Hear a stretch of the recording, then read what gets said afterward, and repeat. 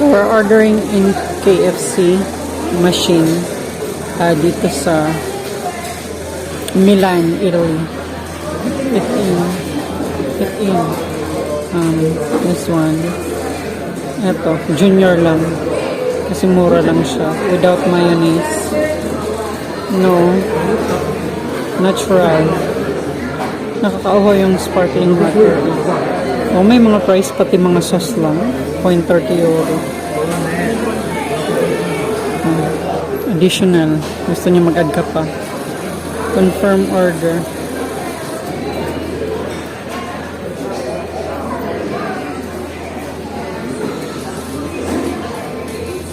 Go to payment. 520.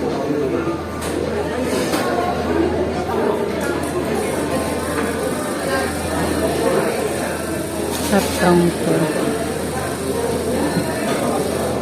To pick up your ticket. Where's my ticket?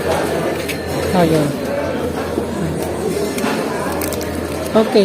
Dito sa Milan, Italy, ikaw na yung maglalagay ng drinks mo. Bibigyan ka lang ng baso. Pili ka na lang kung anong gusto mong drinks dyan. Yun o.